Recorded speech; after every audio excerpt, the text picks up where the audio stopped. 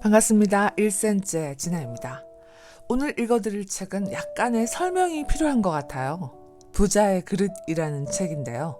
한 가정의 가장이 사업으로 쫄딱 망한 상태에서 어떤 노인을 우연히 만나게 됩니다. 그 노인이 처음 보는 그 남자에게 안 그래도 망해서 돈 한 푼 없어서 속상한데 불안 이런 거고 네가 그래서 쫄딱 망한 거야 라고 조목조목 부에 대한 것을 가르쳐주는 대화 형식의 이야기입니다. 저는 이 책을 투자를 하다 한 번씩 마음이 급해질 때 다시 꺼내보는 책입니다. 그러면 뭐랄까, 그래, 조급하지는 말아야겠다. 그리고 투자를 하기 전에 모든 노력은 하되 얼마를 벌지보다 잃지 않아야겠다 라고 다짐하게 해주는, 제게는 제 조급함에 브레이크를 걸어주는 그런 감사한 책입니다. 오늘 읽어드릴 챕터가 경험인데요. 돈을 다루는 능력은 경험을 통해서만 키울 수 있다. 벌써 뼈 때리지 않습니까? 읽어보겠습니다. 여유가 없는 상태, 즉 돈이 없는 상태가 되면 사람들의 판단력은 더 흐릿해져 모든 걸 자기에게 유리한 대로 해석하려고만 들지. 머리로는 생각하지 않고 말이야. 조금 전에 자네처럼 서둘러서 돈을 쓰려고 하는 거야. 그렇지만 하는 수 없지 않습니까? 여유가 없어진다는 것 자체가 머리가 잘 안 돌아간다는 걸 의미하니까요. 영감님이 생각하시는 것처럼 인간의 정신력은 그렇게 강하지 않습니다. 노인은 과장되게 고개를 절레절레 저었다. 지금까지 했던 이야기로만 보면 분명 맞는 말이야. 하지만 나는 여태껏 쌓아온 경험상 알고 있는 사실 한 가지 더 있다네. 인간은 자신과 어울리지 않는 돈을 가지고 있으면 반드시 잘못을 저지르게 된다는 거지. 자네는 미국에서 좋은 성적을 거둔 운동선수 10명 중 6명은 은퇴 후 자기 파산을 한다는 사실을 알고 있나? 미국의 프로스포츠계는 알다시피 선수들에게 터무니없이 큰 연봉을 지불하고 있어. 하지만 그건 현역일 때뿐이야. 은퇴와 동시에 모든 선수들은 수입은 끊기고 말아. 그때가 되면 성공한 수많은 선수들은 그때까지 모아온 평생 써도 남아도는 돈을 어떻게 써야 할지 몰라 망설인다네. 그 중에는 그런 건 개의치 않고 현역 시절과 똑같이 화려하게 살다가 탕진하는 사람도 있어. 그러나 그건 수많은 파산 이유 중 하나에 불과하지. 왜냐하면 인간의 욕구를 충족시키는 사치라는 건 뻔하니까. 사실 1년에 3억 원 정도만 있어도 욕구의 많은 부분을 이룰 수 있거든. 대부분 처음에는 자신의 돈을 마구 쓰고 있다는 사실을 인식하지 못해 텔레비전이나 라디오 방송에서 스포츠 해설을 맡거나 한동안은 주변에서 치켜 세워주는 나날이 계속될 거야. 하지만 그 일자리마저 시즌 몇 회가 지나면 이제 막 은퇴한 선수들로 대체되겠지. 이윽고 어느 해쯤 세금을 낸 뒤에야 그들은 비로소 알아차리게 돼. 통장 잔고가 계속 줄고 있다. 이 공포는 직접 겪어보지 않으면 모를 거야. 사실 그들에겐 동정이 가기도 해. 돈이 무엇인지도 모르던 젊은 시절부터 거금을 받아왔고 주변에는 자신을 받들면서 칭찬을 해주는 사람들 뿐이었으니까. 큰돈에만 어울리는 행동을 하다 보니 자연히 사치스러운 생활을 하게 되었겠지. 하지만 그건 현역 시절에나 통하는 얘기야. 상승 곡선을 그리던 잔고는 바로 그때부터 꺾여버리거든. 은퇴를 해서도 스포츠 업계와 계약하거나 텔레비전, 라디오, 방송 일로 수입이 줄지 않는 사람은 정말 손에 꼽아야 할 정도야. 선수들 대다수는 현역 시절과 비교도 안 될 정도로 적은 수입, 현역 시절과 똑같은 화려한 생활 사이에서 괴로워하게 되지.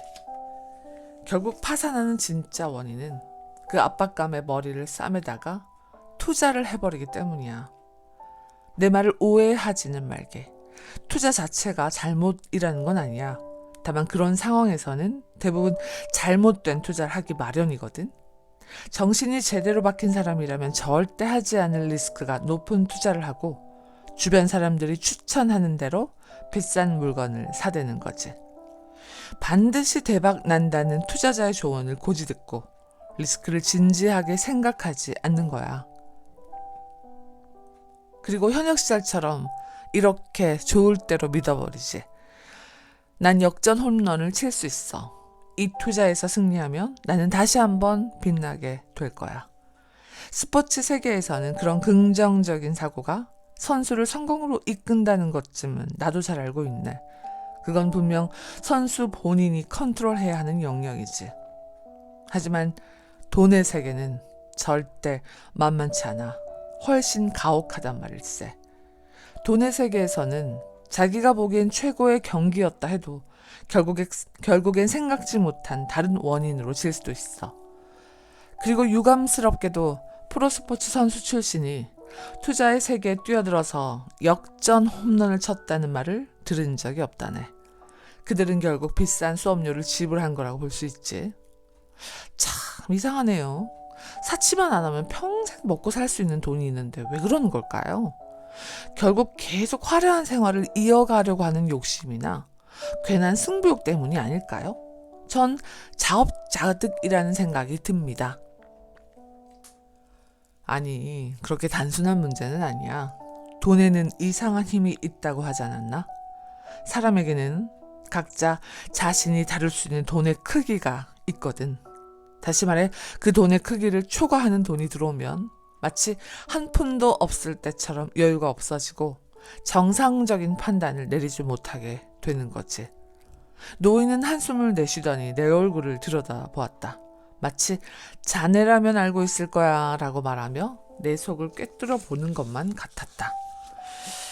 이렇게 말하면 이해할지 모르겠네만 돈은 하나의 에너지야. 열을 내뿜고 있지.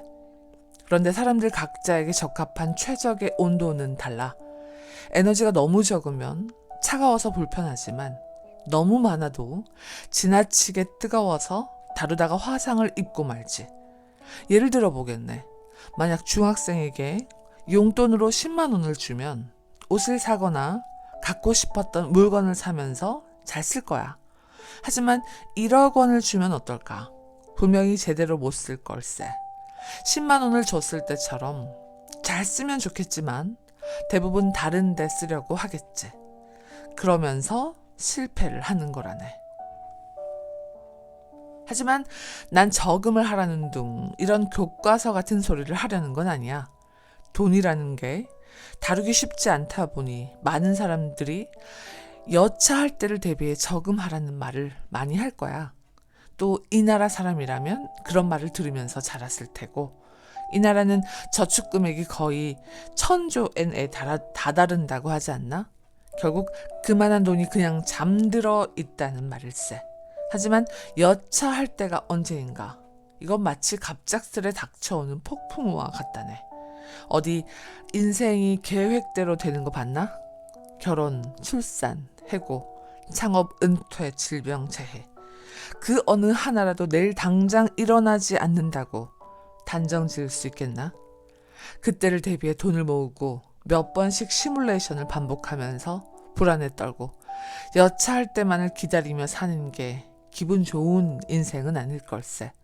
하지만 사람은 언제까지나 중학생으로만 있을 수는 없고 계속 성장하지 않습니까? 당연히 다루는 돈의 크기도 자연스레 커지겠죠. 맞는 말이야.